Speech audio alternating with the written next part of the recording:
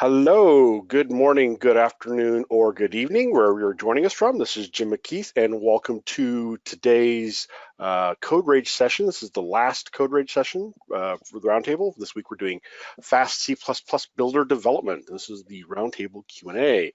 I opened the playlist link here in the chat for you in case you didn't get a chance to see it. It was included in an email with this webinar. And so you can watch it later if you want to go back and catch up on it. So joining me for the roundtable today, we actually got a lot of great people on here to talk about C++ and answer your questions. We have David Millington, Embarcadero product manager. You want to introduce yourself real quick, David? Sure, thanks, Jim. Hi, everyone. I think you may already know me through some of the previous CodeRages. But I'm one of the project managers here. I work on C++ Builder and on RedStudio in general. We have a couple of different product managers looking after all of RedStudio since it's such a big product, but myself and Marco mainly. And I also look after the IDE and debugger across the whole product across Delphi as well. But of course, I primarily focus on C++. So fantastic to have you all join us. Looking forward to the questions and the discussion. Yeah, I always like talking with you, David, by the way, because you're the C++ product manager, but yet you do so much with Delphi as well. So you're definitely on both sides of the fence there. Very much. Perspective, I think. So that's great. We also have Greg Reese from. I'll introduce yourself real quick, Greg. He's a MVP.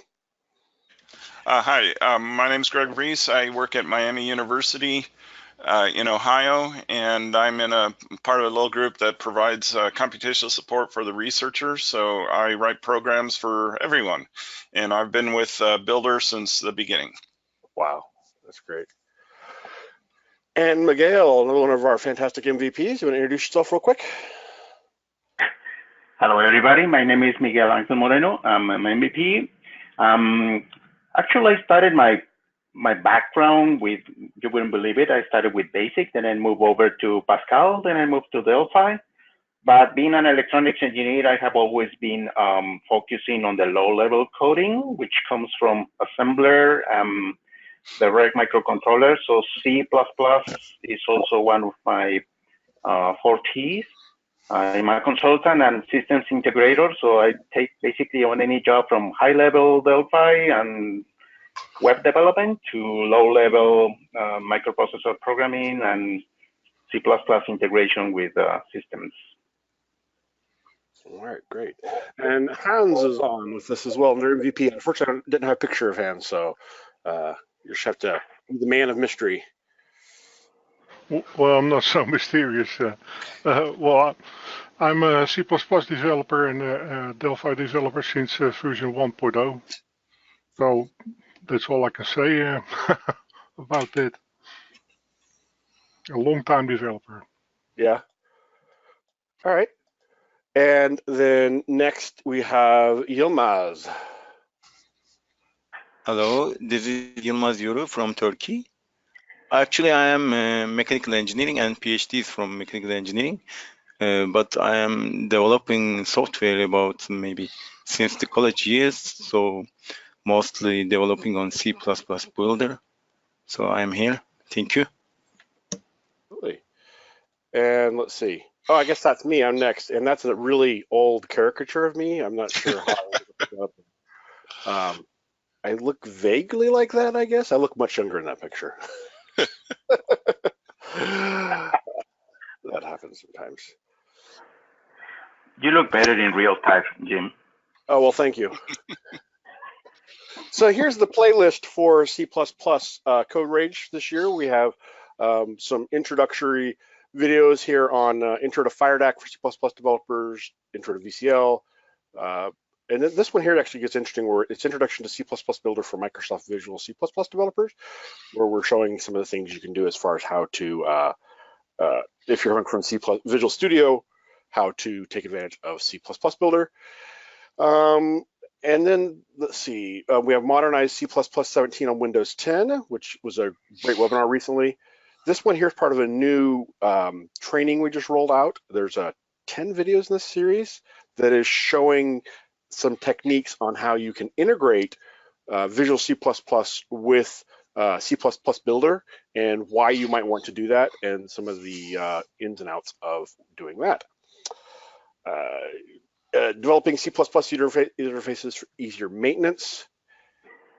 C++ Builder mobile photo sharing app. So originally I was going to call this Instagram clone, but it's probably a trademark thing not to say that. And then David Millington, sorry, not David I. David Millington has great C++ features you can use in 10.3. And there's other videos on here as well. I won't go through all of these. But if you got a chance to look through these videos and have any questions, you can put those in the question panel here on the right, and we will get them answered for you. I'm going to start with a question for Greg.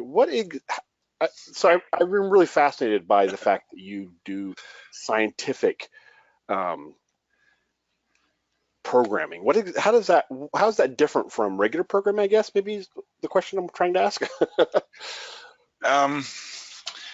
Well, the main difference is that I'm able to understand the math that most normal programmers wouldn't be familiar with. So typically, like if you have computer science people, they may take calculus, but that's about it. So I've gone way beyond that because of being in engineering, and actually physics was my undergraduate degree.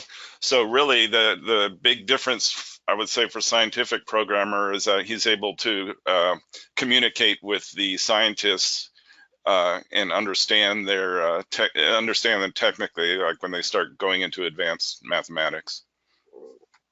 Okay, I have a friend that's doing some AI machine learning work, and he explains it to me, and I follow along for a while, and then pretty soon I'm like, I hear the words, I understand most of them, but the way you're putting them together is certainly very creative. Well, I attend the C++ Con. I was just there in September, so that's a big C++ conference. I've been going there and to similar things for a long time. So one of the things I learned is that I'm not at the top tier of C++ programmers. That there are a lot of people there that are much smarter and much more able to do intricate things with C++ than I am.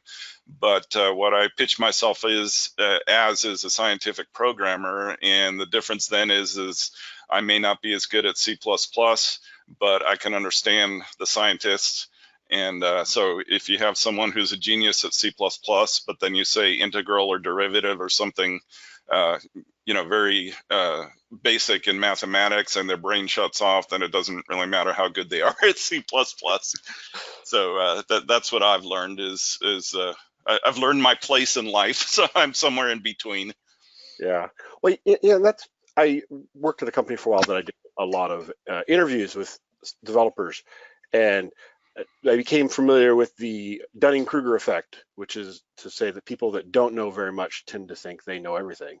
But then as you learn more, exactly. You think, oh, yeah, I don't know everything. There's a lot out there to learn. Yeah. So that's really important, is to know. I think it's more important to know what you don't know than I think that's probably one of the most important things, is what I'm trying to say. I think that's sort of a benefit that is more nebulous about attending conferences, is not only do you get to learn all sorts of new technical things, in my case C++ conferences, but then you also get to see that there are a lot of people out there who know a lot of things that you don't know, and it becomes humbling, and then it becomes exciting because you find out that there's so many new things to learn about. Oh yeah, absolutely. And that's always something I really enjoy, actually, is just learning new different things and such. So absolutely. And yeah, definitely when you're attending conferences and such, it's when you get a chance to see some of the things out there that other people are doing that you weren't familiar with yet. So absolutely. Let's see here. I don't have any questions coming in yet. So although I did have an interesting conversation recently, David, and I'll get your opinion on this. Someone was commenting about some of the features in 10.3.3 weren't yet in C++. They were only in Delphi. And I pointed out that was it 10.3.2 that we added the language service LSP for C++ that's not in Delphi yet? Actually, that was even earlier. It was 10.3.0. 10.3.0. Yeah. So it's always interesting how. So if I was just recently looking at some of the earlier versions of Delphi, and way back in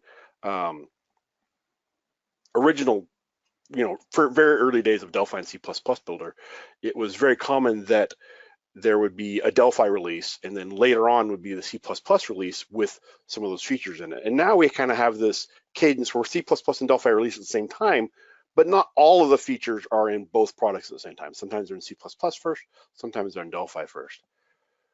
Do you want to talk a little bit about why that happens, how that happens, and what some of the benefits of that are? Yeah, sure. So, I mean, as you said, sometimes there are features in one language or one of the two products in Red Studio that aren't in the other. Traditionally, Delphi has always introduced features first, and C++ has followed second. And that's something we've actually tried to address a bit. We regard C++ Builder as fully equal to Delphi within Red Studio. And of course, introducing something in Delphi first and C++ Builder second doesn't always give that appearance, although we might have good technical reasons for that. So one thing that we've been doing is taking advantage of some of the things that we can do in C++ easier, perhaps, in C++ first, and then bring them to Delphi. I think the language server protocol is a really good example there. So for those who aren't really familiar with that, the language server protocol, or LSP, really deals with code tooling, like code insights, like code completion and parameter completion and so forth within the IDE. And both Delphi and C++ Builder have had that feature for many years, but before 10.3, C++ code completion wasn't really quite as good as we wanted it to be. And so we obviously wanted to work to improve that. LSP is an entirely different way of doing this kind of work than we currently had in the IDE before. And basically, we take code completion and other features like that out of the IDE completely and run it in a separate process, a separate EXE, and talk between the IDE and that EXE in order to show the results on the screen within the IDE. Has a number of benefits, reduces memory usage and that kind of thing within the IDE itself because it's run in a different process. It's asynchronous, which means that when you invoke code completion, the IDE won't pause. You can just sort of keep on typing, keep on interacting with the IDE, that kind of thing, and a number of others. And so we introduced that for C++ first. One of the reasons being that we had access already to a server, the other process that would run. And so we've been working on that and improving that through the past couple of point releases. We may actually have some further fixes to it that we may release as a patch or hotfix against 10.3.3. And what we're doing is expanding on the work that we did there to bring it to Delphi. Delphi in 10.4, if you look at the roadmap, will also have greatly improved code completion and that kind of thing. I think there's a great example of where you can sort of leverage things that are specific or have particular benefits or so forth in one language and then bring them to one of the others. Might have answered that talk for a bit too long there, Jim. Sorry about that. But, this area, code completion and LSP and stuff, is quite dear to my heart because it's an area I really want to improve for both C++ and Delphi programmers. So I'm actually really excited by a bunch of the work that we've been doing, and you're looking at a bunch of the work that we have going on internally at the moment and that kind of thing. It's really exciting stuff. Now, recently, Idera acquired Whole Tomato Software. I guess not recently now, it was a year ago, right? And I believe I think Otnus has talked before about some of the possibilities of some of that technology from Whole Tomato showing up in Delphi IDE. So the Whole Tomato, for those who don't know, is a C++ add-in for Visual Studio, right? VisualAssist, that's right. So it's one of those things. I Google Whole Tomato, and sometimes it brings me up Whole Tomato Software VisualAssist. Sometimes it brings me up tomatoes. I have a Google alert set up for news on Whole Tomato, Jim, and about half the time I get stuff, really interesting stuff actually about the whole tomato industry, which I didn't even know was a thing. Recently, I saw a documentary about bananas, and it's like, wow, I had no idea. I eat a lot of them, but wow, very complicated. So yeah, this I think is pretty exciting because this is something I think we'll probably see some of the benefits more on the C++ builder side, and then later on, I'm hoping the Delphi side as well. So I can say a few words about that as well if you want to. I'll try to keep it to fewer words. Sure. Yeah, that'd be great. Yeah, so you're absolutely right. VisualAssist is a fantastic plugin. It does a lot of stuff. It provides features like code completion and stuff for Visual Studio, but a whole heap of refactorings, even sort of like fixing things as you type. It has this really nice feature, for example, where if you type a dot on a type that's actually a pointer, it will automatically change that to the arrow operator. And there are pages, there's about sort of 12 different categories of features of things that it has. And it's a really, really useful add-on. And yeah, I bought it about a year ago. And on our public roadmap, plans to integrate a bunch of the VisualAssist features into C++ Builder. What we'll probably aim at first are a bunch of the refactorings. It has a good dozen really powerful refactorings.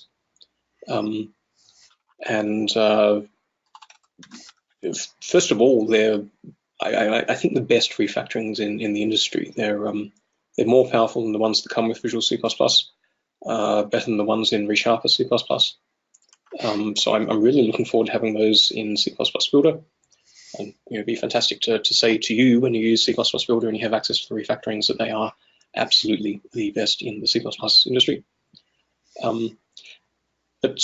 Yeah, basically it's really exciting to. I mean, the product is a lot larger than just refactoring, so obviously we bring things in bit by bit, but really looking forward to what we can leverage there to enhance C-Builder.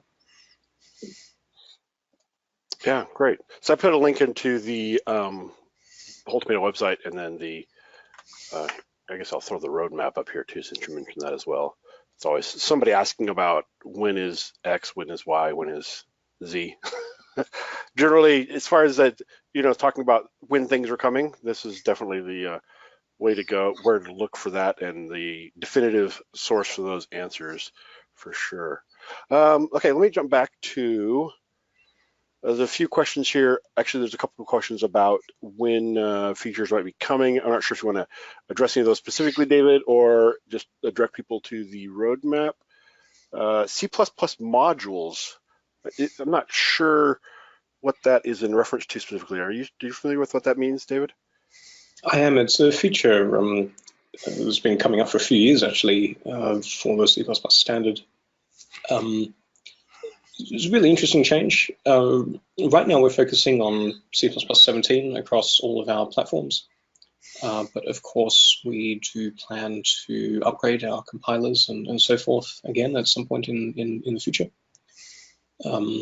And when we do that, we will have the language compliance that comes with that to the new standard. So the next C++ standard is C++ 20, comes out in the next couple of months, January, I think.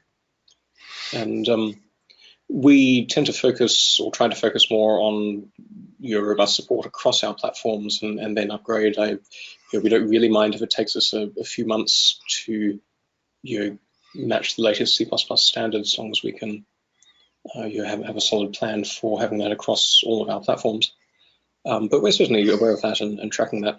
Modules is one of those features.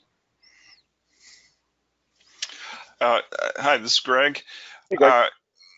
Yeah, one thing I'd like to point out to our listeners, the attendees, is as I said, I've been with Builder since the very beginning, and Embarcadero was acquired a few years ago by Dara, and I really feel that things have gotten tremendously better on the C++ side. It used to be that the Delphi people would get the coolest components first, and they trickle down to us for a while. That's changed, but then more importantly is that we're really up to date on C++. If you use the Clang compilers that come with Builder, we're on C++ 17, which is the latest, and we're on Boost 1.68, and they're on the latest is 1.7 or 7.2. So basically we're really up to date there. And then I'd also like to give a thanks to David Millington. He's been a tremendous manager on the C++ side. So I think from my perspective that things have gotten vastly better on C++, and I really urge people to come in and use C++ Builder. That's it, end of plug. I really appreciate that, Greg. Thanks. Yeah, it's interesting. There's definitely, I remember back when FireDak acquired Embarcadero, and they were like, oh, we need to get a C++ product manager that's going to be focused on C++. And I was like, oh, I think David would be great for that. And then when I heard you were hired, I'm like, yes, fantastic. Because, yeah, anyway, so I agree. It's great to have somebody that's focused on C++ Builder to make sure that it is gets the things. And that's the one thing that's interesting. I've had a lot of conversations with people about this, is there are definitely different use cases for C++ versus Delphi. And so sometimes, I mean, we definitely want to have, as much as possible, the features show up in both places, but there are some things like Clang and Boost and stuff like that that are C++ specific that are, maybe more important than other things. And so it's really hard to balance all of those things, I'm sure. It is, and I can actually see a couple of questions coming in about this topic as we speak. So there are actually a couple of people commenting on that, but one of the questions was coming in for the PM for me is about cross-platform, about Android and iOS, sorry, macOS, which I might as well answer right now as well. So they.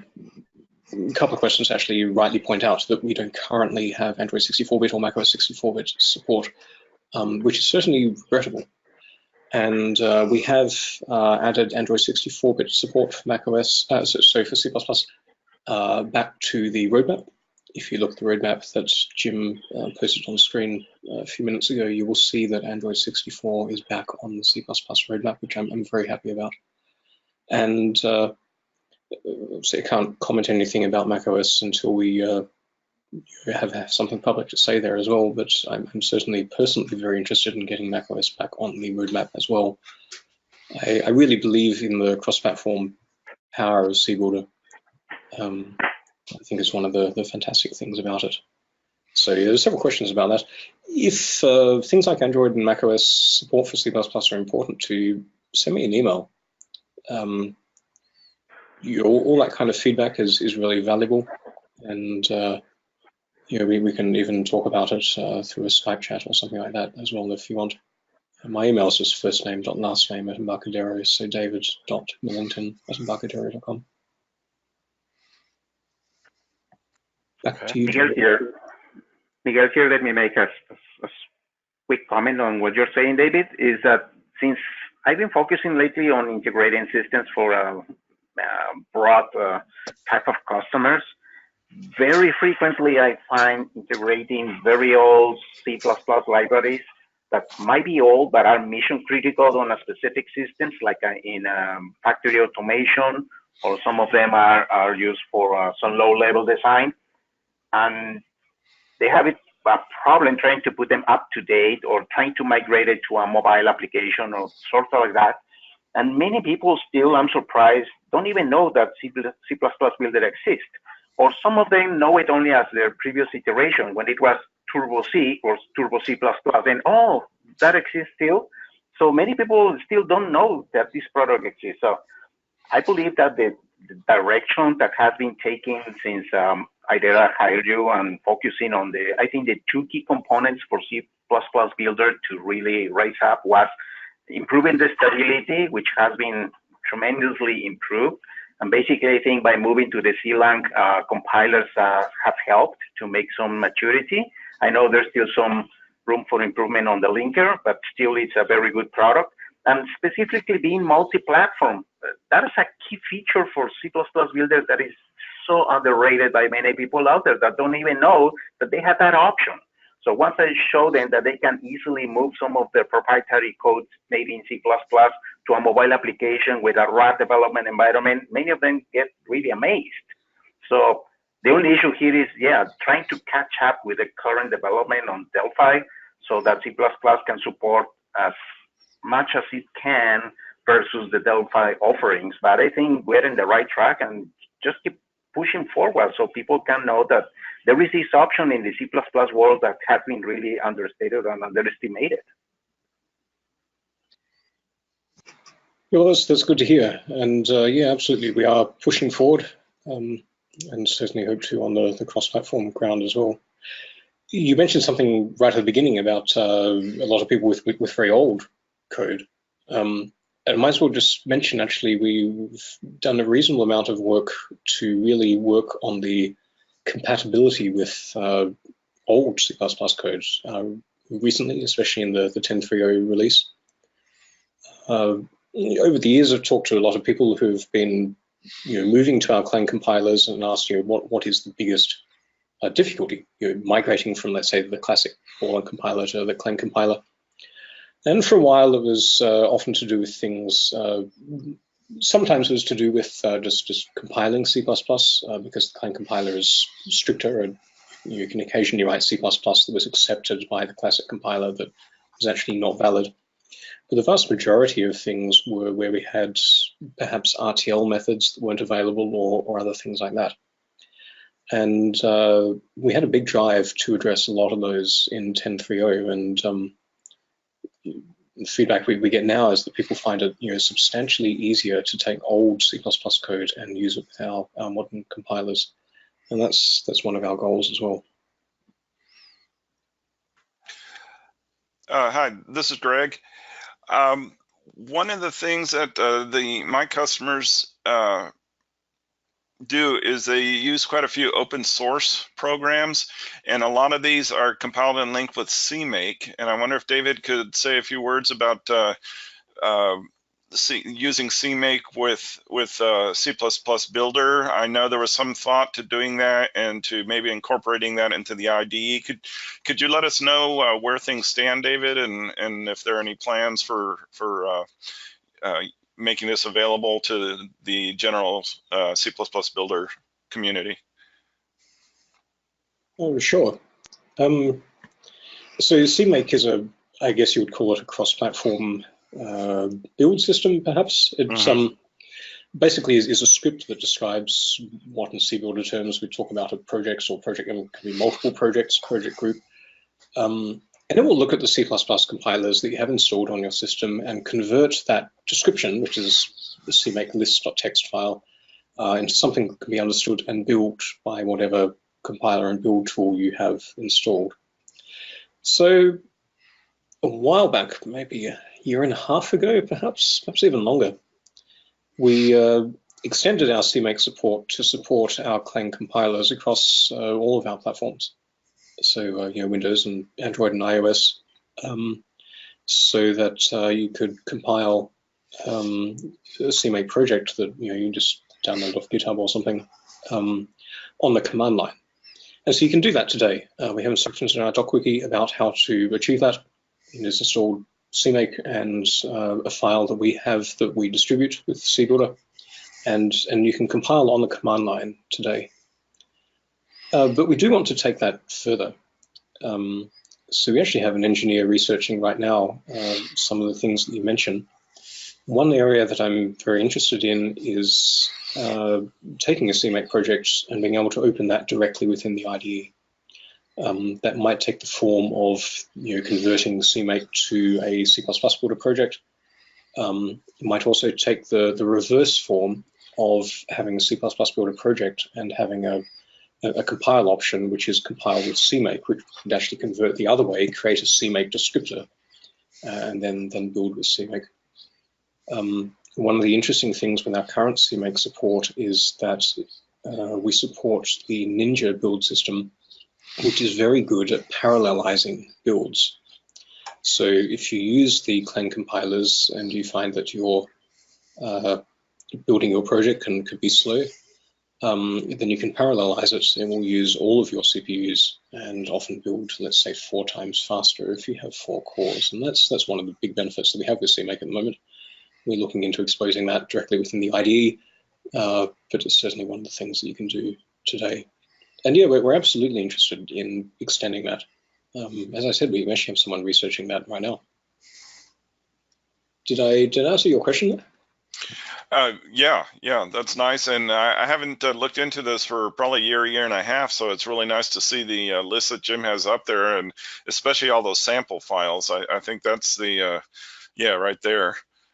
That's really what's helpful is if you can have a pre-built sort of template and then just stick your own code names in there, your own file names. That's really nice. Absolutely, that's definitely the goal there. Oh, sorry, Jim, go ahead. I was going to say, as a Delphi developer, seeing the stuff that C++ Builder is getting as far as like this CMake and this ability to leverage libraries built with other compilers and stuff is something I get really jealous of. Because yeah, Delphi, I mean, there are other Object Pascal compilers, but really it's, you know, kind of Delphi is the main player in that space, whereas in the C++ you have this large variety of other compilers and other systems out there that are doing things too. So pretty neat stuff.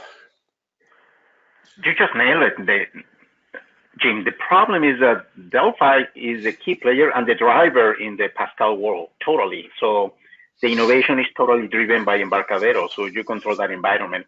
In the C++ world, nevertheless, it's different. You can push your own features, like Embarcadero C++ Builder has its own version for handling properties. Still, you need to be compatible with the standard C++.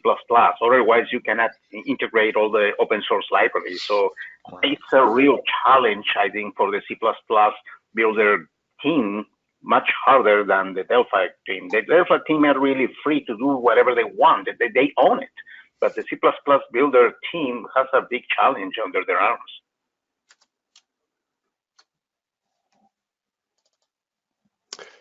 Yeah, it is interesting. It goes back to, like I was saying before, right? Is you have to balance the broader C++ features with the Delphi-centric features within C++ Builder. So there's a question here, and maybe I'm not sure who might be the one to answer this. It says, are there any products to help with programming C++ and SQL? So as far as working with, I'm guessing like a database that uses SQL when working with C++. This is Greg. I've actually been doing that for the last couple of years, working with databases, and I use FireDak, which I'm sure Jim could show some pointers to that, and there's lots of information on that. And so in all of FireDak, you do use the SQL language, SQL, and I've had overall pretty good experience with that. If you are going to get into that, I would recommend books by Kerry Jensen, Jensen. So he's I believe he's an Embarcadero Delphi MVP, Jim, do you know? Yeah, he's a Delphi MVP, although he's kind of like an all things MVP sometimes. Yeah, he's just been at it forever. He's really good at the database stuff. So I got one of his books. It is in Delphi, it's not in C++, but all the concepts are the same. And I found that to be really helpful. One tip is if you do go get his books, make sure to get the latest edition, because that'll match as closely to what is available currently in Builder, and in particular in FireDak, because he's got a lot of books. I think this is the one that I have, and you just have to check the publication date and make sure you get the latest version. But I really recommend those. They're very helpful.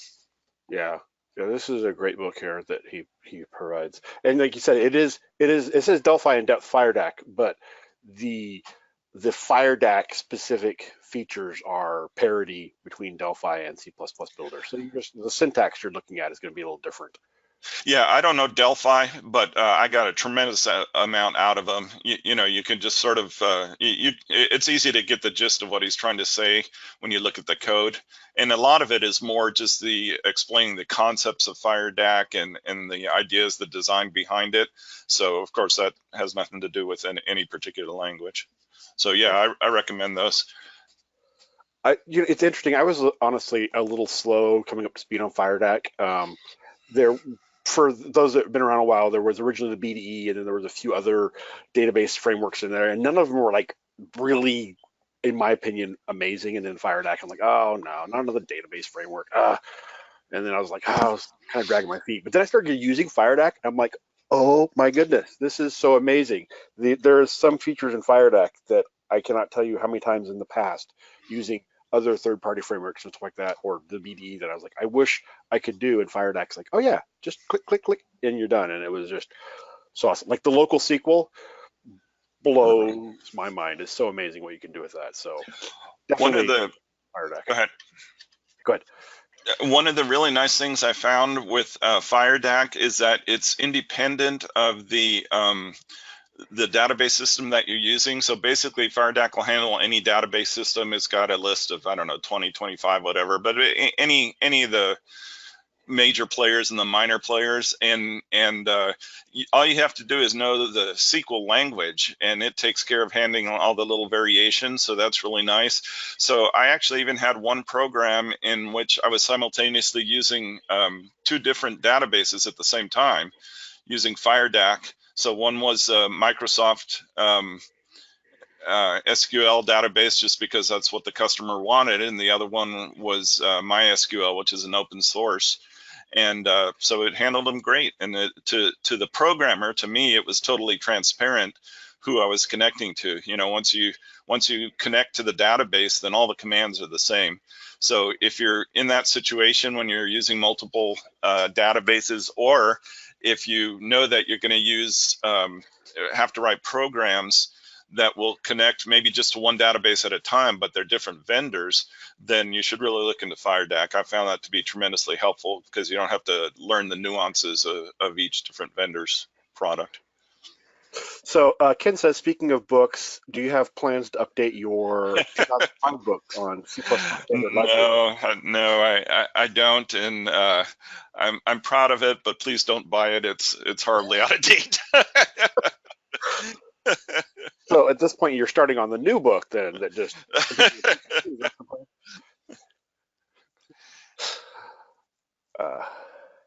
Let's see. So there's a question here. I have a big problem where code completion doesn't seem to work no matter what options are defined. This is something I've talked to people a few times about, where they get their projects get so huge, and it boggles my mind. Some of these, I've ran into people at like conferences, and they pull out their laptop and they have these projects that are just so big, and their code completion is not working. Actually, I had somebody that sent me a virtual machine with their application in it, and this was an interesting one. There was a legacy system that they had moved forward, and in doing so, they had taken all the code from all the component packages and put them all into a single project. And so it was this incredible, huge monster of a project, and code completion was working on it. And the thing I suggested is like, oh, well, I would start with spinning these out in separate packages. And they said, oh, okay, that's a good idea. And they never heard from again. So I'm not sure if that fixed it or not. But I don't know, David, have you got any suggestions, or anybody else had any suggestions on when you have a project that's just so huge that you're not able to use code completion anymore, if there's any ways you can work around that, or suggestions? I do have a few suggestions. I'm assuming here that the comment is about code completion in 10.3.3 with the Clang compilers, and if the question is different, please write in the chat about that. But as I mentioned earlier, we've been working on the LSP version of code completion. So we use an external, what we call a server, an LSP server, that calculates the results for code completion, talks back to the IDE, it's async and so forth. Although, Jim, you're very right about the size of projects. In this particular case with 10.3.3, we do have a few known bugs with code completion that would affect you regardless of the size of the project. For example, there can be situations where for a particular pair of a C++ file and a header file, if they are located in different folders, then the LSP server won't understand that, and will fail to give results, and a couple of other situations like that. So we're looking at solving those bugs right now. Now, we always have a caveat with something before we've actually released it, so don't take this as a promise, etc., etc. Same caveats as on our product. releases, but we are strongly considering releasing a hotfix, a patch for code completion against 10.3.3. And we'll evaluate that once work solving these bugs has been completed. The short answer to your question is most likely there are known bugs. We're working on it, and we will try and get you a solution as soon as we can. Okay, that's good to hear. Some of those things I like when we have like things where webinars we talk about the roadmap, whatever. I say that's the we're all software developers disclaimer, right? I can't tell you how many projects I've been involved in that you're like, oh yeah, we can do this, and you start working on it, and you're like, oh, that got complicated. You know, it's interesting. I used to work for a large engineering consulting firm, Washington Group International, URS, and they built like big projects like Hoover Dam and Penn Station, and you know, they built the power module for the Mars rover and stuff like that. And I was involved in building the software they used for estimating their engineering projects, and that they would, you know, keep track of like how many washers you needed for this thing, you know, and it was just this incredible thing about, you know, how many gallons of gasoline you're going to need and how many shovels you need in order to dig out the route you need the road. I mean, it was just all this incredible detail that they would go through, and this huge process you would go through building up to being able to make an estimate for the engineering project. And of course, the reason you have to do that is when you're, you know, building a dam or whatever, you want to make sure you've got everything figured out before you start, because once you pour cement, it's kind of hard to unpour. And I think with software development, we are able to be a little more flexible with that, but sometimes it means we are a little more flexible in our estimates as well, I suppose. Long way of saying, yeah, things change. Well, this is. Jim, I have one further thing to mention about code completion, actually. Okay.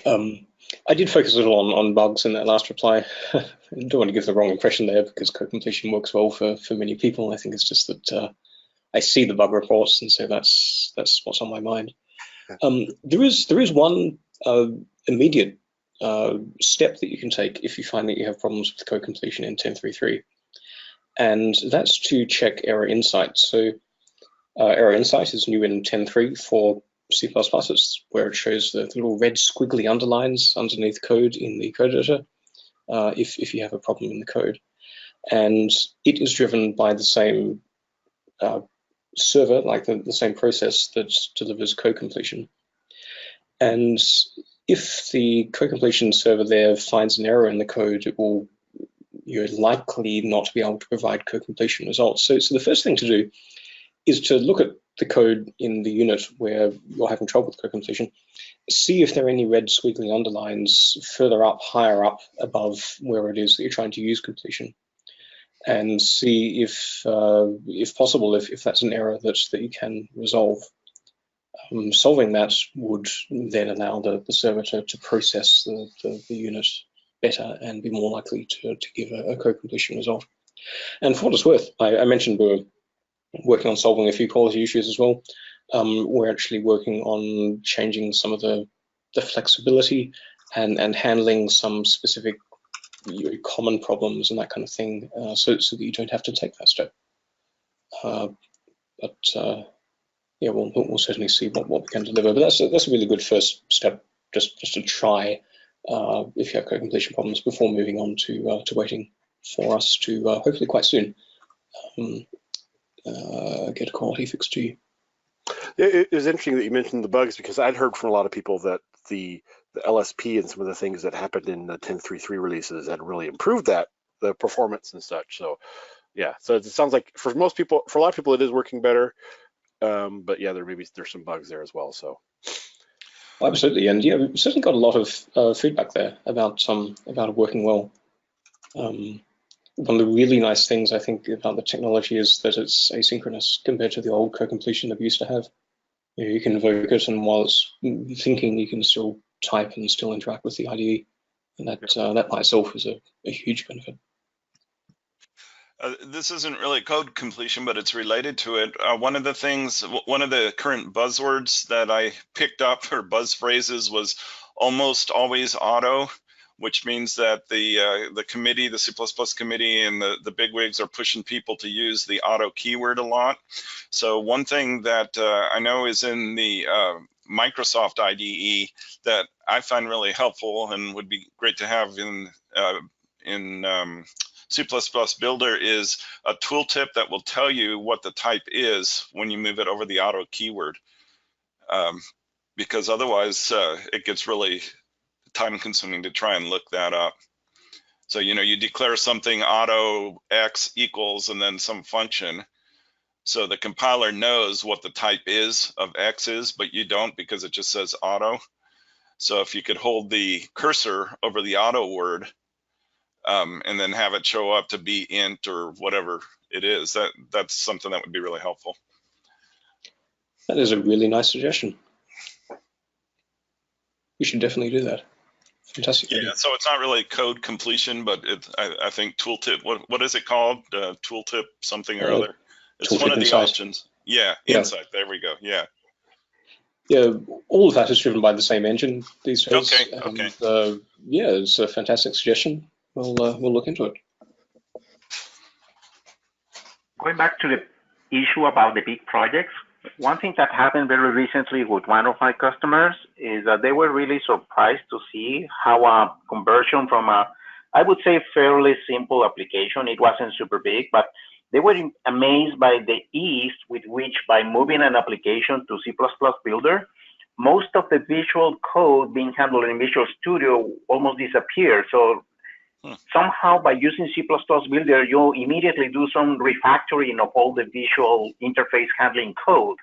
And then automatically you have a much simpler application to handle the visual side.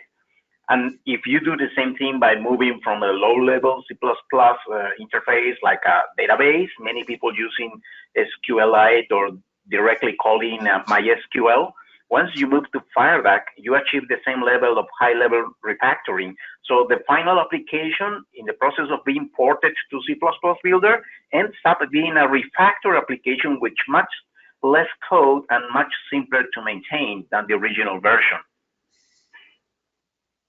Yeah, it's actually this series here on combining C++ with Visual C++, or C++ Builder with Visual C++, talks about that specifically, and that with C++ Builder has a much more robust GUI framework than Visual C++, and so talks about how that if you do have, you know, maybe two teams or some existing code that is in Visual C++ and needs to remain in Visual C++, that you can keep that in Visual C++, but then do all your GUI in C++ Builder, and that dramatically, exactly like you were saying, dramatically simplifies your projects in order to make it easier to maintain your systems and such, and your developers more productive as well. So I'll put this link in the chat here.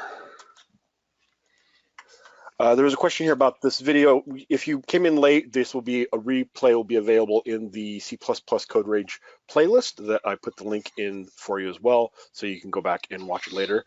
And apparently, I'm not sure if I said something or if someone said something I missed, but somebody's working on a C++ Builder book. Did I miss that? Someone's expecting that now, so I may have committed. Sorry. You're working on that now, Greg, is that right? No, that wasn't me. Yeah, I see that. Here's a question. New C++ Builder book is being prepared, and the answer is fantastic. So someone's in for a surprise.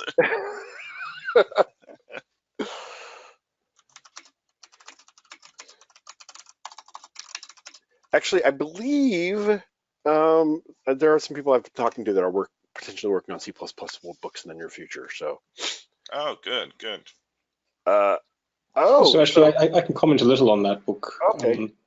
Look, I have to apologize if I mispronounced your name here. Is it Joko Kovacevic? And forgive me if I get that wrong. Yeah, that's a book on C++ Builder. I've seen the first couple of chapters, which were great, and the rest is being translated into English. So I'm really looking forward to that. Oh, so the book's already been written? Yes. Wow. But not in English. Right. But yeah, being translated. Great. That's right. And yeah, it was a really good overview of CBuilder and how to build applications and use forms and so forth. It was a nice introduction. So there is a comment here on Get It, which is something that I'm very interested in, about being able to use it with private repositories or open it for use with community packing common C++ libraries. So actually, it is not currently supported in Get It, but this is something that I'm trying to figure out the best way to do to open it up to have a more robust system for dealing with private packages with the Delphi IDE. There are a number of third-party frameworks out there, and I'm trying to figure out what the best solution is for that.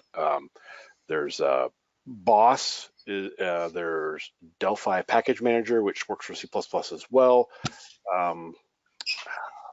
There's a few of them. Anyway, Delphius and Delphi Pi, I think it is the other one.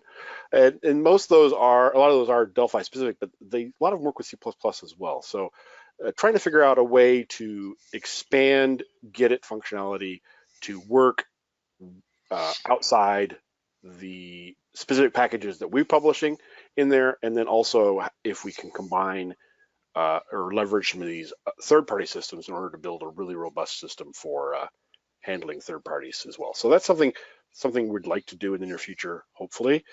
So stay tuned. I don't have any guarantees or plans or anything on that for sure at this point, but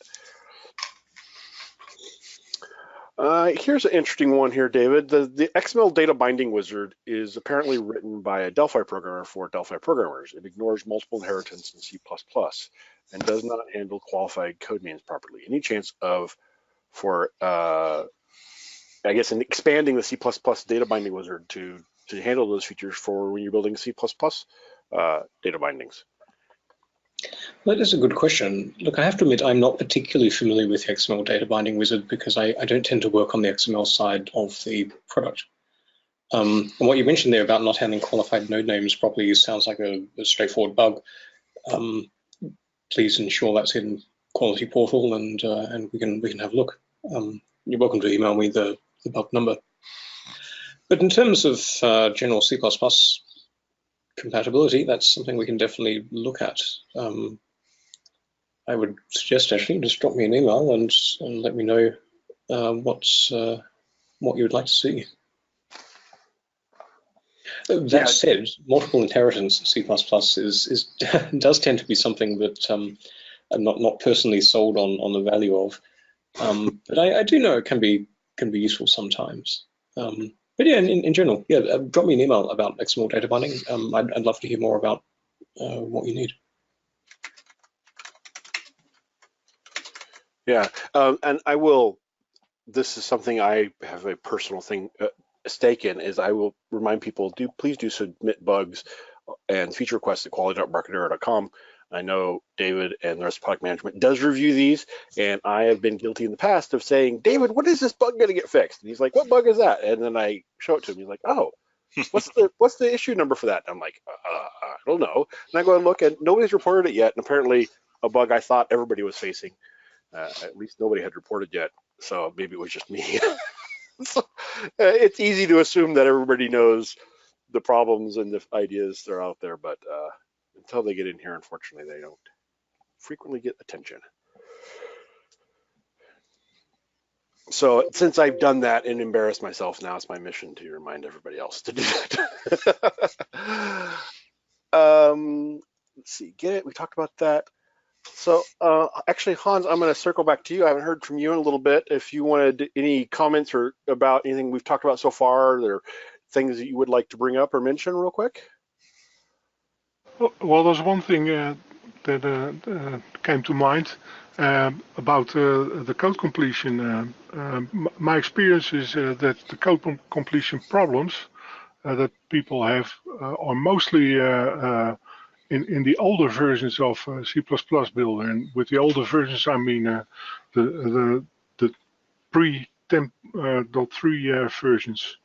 I'm working on a project at the moment with tremendous amount of code in one project, and when I use the 10.2 compiler, I have to switch it off because it's not usable anymore.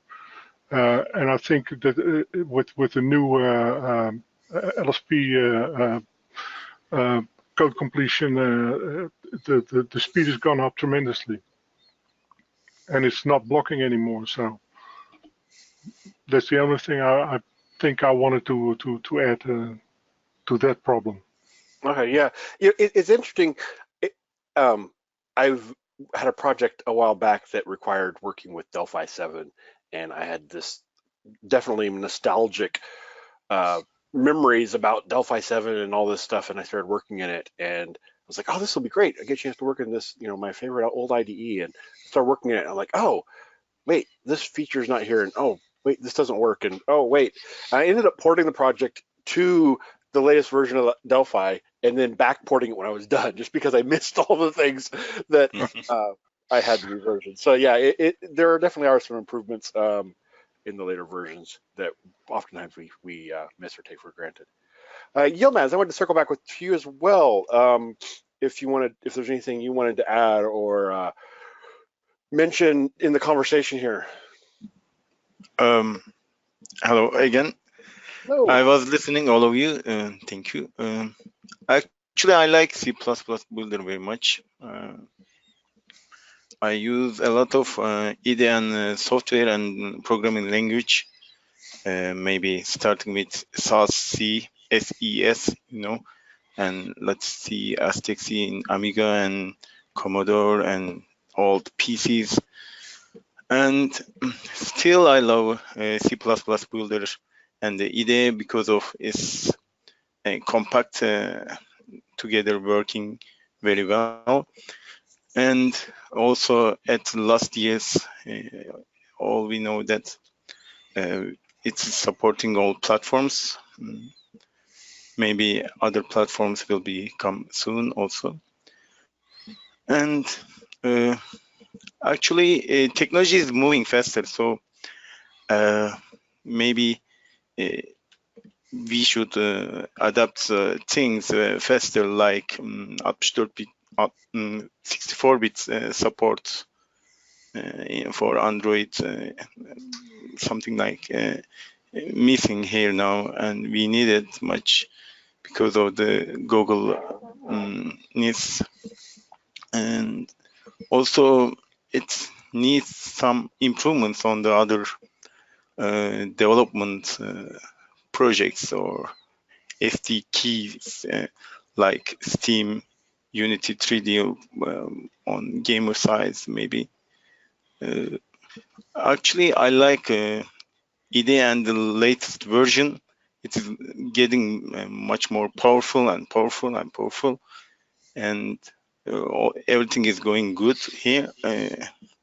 David is doing great, and Greg is doing great here, but still we need faster reflexes here to reach the current technology and the state here. Yeah, that's all. Well, those are good points, and you're right. There's always more to do. But I think the shortest answer I can give is that we're working on it. Yeah, I certainly hope that work is visible, and the work that we have in progress right now will become visible in the next release and so forth. Also, we need much more developers. I want to see more students, more customers, and but I don't know how to do this. But we should grow. We should tell this C++ Builder better to other communities.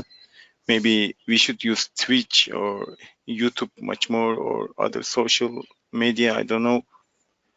But I think there's something like you have Perl, you have very great, powerful thing like laser sword maybe, but nobody knows this.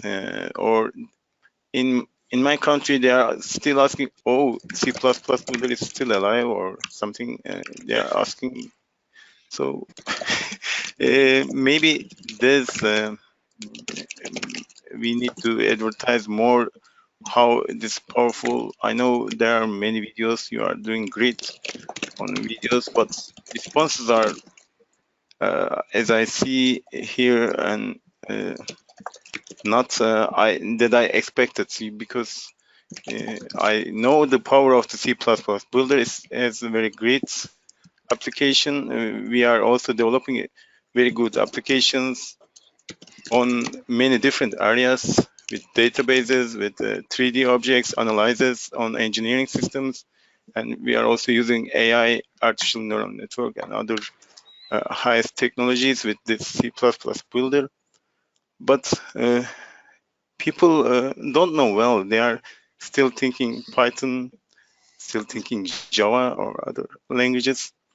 So I don't know, maybe we should discuss this, how to collect more people here. Yeah, absolutely, definitely. Always, it's interesting. I was at a general developers conference today, and there was a guy there who was doing Xamarin, yeah, Xamarin, and someone's like, "Oh, Jim, you got to convert him to Delphi," and I'm like, "That's okay. Maybe he just likes writing all his code multiple times." And we had a conversation about it, but people have different reasons for doing things, and different things are important to them. But a lot of people I talk to, once they start to learn the advantages of Delphi and C++, they're like, "Whoa, why have I not been using this?" So certainly a great opportunity to share that with people and encourage more people to join and take advantage of this. There's one question here real quick that I don't think we've addressed yet, and if I've missed your questions, I apologize. Gerhard's asking, he says, one of my projects, I cannot read the value for a FireDak data field. It spins, but results in no value. This is only with the huge project that is when I use explicit debug line to capture the value. I guess I'm not sure what you're asking now that I read this. Oh, and Paul just said it. Excellent to have the community edition now. Yes, great to have the free C++ builder community Yeah, edition. I think on the note we were just talking about bringing in students and that kind of thing, the C builder community is great. We really like having a free version of C builder available. Definitely keeping that. Was really glad when we introduced that. We also have an academic program as well. So I know many people set up students with community, and that's perfectly fine. But we actually have a special academic program as well. You can contact sales, and they will assist in sorting out your entire school with licenses for C or with Delphi as well. Mm-hmm. So both those are good solutions there. And we're actually revamping the academic edition to make it easier to get licenses for academic edition. So if you are working in education and want to have some C++ builder licenses for teaching in a school, then definitely contact sales and stay tuned. We'll have some more information on that. Well, one thing to look into is one problem I had with the academic license was that it was strictly for teaching. So if you wanted to do research, you were not allowed to use that. And I wish, Embarcadero would reconsider that, because when you're talking about nonprofit institutions or educational institutions like universities, I don't really see why there can't be a free version for doing research, if there is for teaching. So that was, I really wish that would change. Interesting. Yeah, so there's, so I guess, so community edition is free, but does have the revenue restrictions on it, and then academic edition is free for teaching. But yeah. Right. Well, so yeah, You can use the community edition, I'm sure, for doing the research. So I don't know what the difference is between that and the academic edition is. I just remember that it was very clear in the license that you could only use it for teaching, the academic version. Right. So, yeah. It might be nice to look into seeing if that could also be used for research. If it's the same, if the product is the same as the community edition, then do you even need an academic edition anymore? So the academic edition is the features that are in Enterprise. Oh, okay. So, yeah, so it is different. Yeah, it has the multi-tier client server type features. All right. So community edition is professional, which gives you the basic functionality, mobile, local databases. Okay, so they are different. And then academic gives you enterprise level features.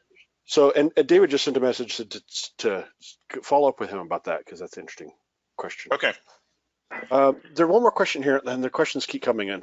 It always seems to happen. OpenCV support with C++ Builder. Is that? I know that you can build a lot of third-party libraries with C++ Builder, especially now with the CMake and Ninja support. Is OpenCV one of those that you can build with C++ Builder or take advantage from C++ Builder? It's probably a question for me, I think, Jim. Yes. Sorry. So we have had a couple of people report using OpenCV. Now, my understanding from what they've told me, and I haven't tried myself, is that it did require a few modifications to build, usually along the lines of where there's a header and there was a macro saying it's for Windows, and it relied on some Visual C++ specific thing, and that could be easily changed to C++ Builder. We have a project underway, and have had for some time actually, to take a bunch of the sort of common open source libraries and ensure they're compatible with CBuilder. Now, because that's internal, it takes some time, because we just have one person working part-time on that. It's just something that we feel is important. But OpenCV is on that list. So although there might be forks on GitHub perhaps that have support, I think that's worth looking for. But it's definitely on our list of libraries that we want to work on, and through that project just get up on Get It, so that you should be able to open Get It and just install OpenCV. Yeah, I've noticed that actually that's becoming fairly popular in job ads. Is, do you know OpenCV? One of the fields that seems to be hot right now is autonomous cars, self-driving cars, which of course you need lots of image processing and working with images for the cars to be able to look and drive and not not run into people. And so there is quite a demand for programmers who know OpenCV. So that would be a feather in our cap if Embarcadero were able to have a version of OpenCV that works with Builder.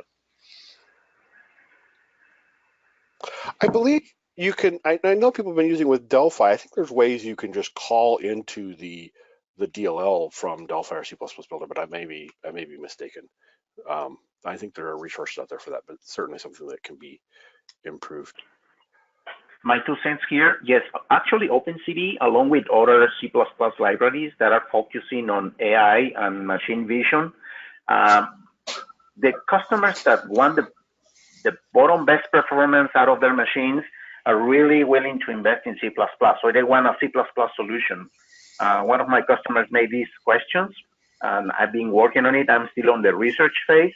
And they, at the same time, also want the ML library for C++ and have the same challenges.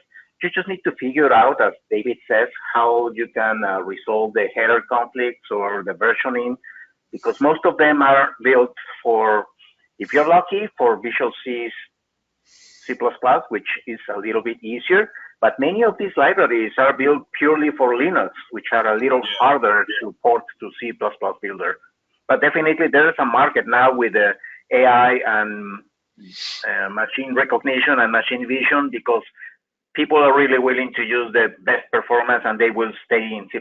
They will not use DLLs or such kind of things. They want the bottom core, low-level performance of C++. Yeah, I agree with that very much. Yeah. All right. Well, is past the top of the hour now, and try and wrap this up here. So unfortunately, we didn't get through all of the questions. Did have, hopefully, I think, at least I thought, some interesting conversation and answered some questions and such. So thank you to everybody that were being part of this today, and thanks to everybody else for joining on, and thanks to the Roundtable members for answering questions and sharing some of your expertise with us. Really appreciate it. So do keep, I'll put the link in here for the playlist again, so you can grab that, and this roundtable conversation will show up in there as well for you in the near future, so you can go back and catch parts that you may have missed and such. So, all right. Well, thank you so much, everybody, for joining and being part of this, and we look forward to talking to you all again later. Yeah, Thank I'd like you. to say Bye-bye. thank you as well. Thank you, everyone. Sorry. Bye-bye. Oh, Didn't Thank mean you, to James. speak Thank you, everyone there. everybody. I just wanted to say thank you to our attendees, to Yilmaz, Miguel, Hans, and Greg for attending. But I think I accidentally spoke over you while you were saying thank you and goodbye, so sorry about that. It's fine. You're welcome. Thank you all. Bye. Bye. Bye-bye, everyone. bye, everybody. Thanks. Bye.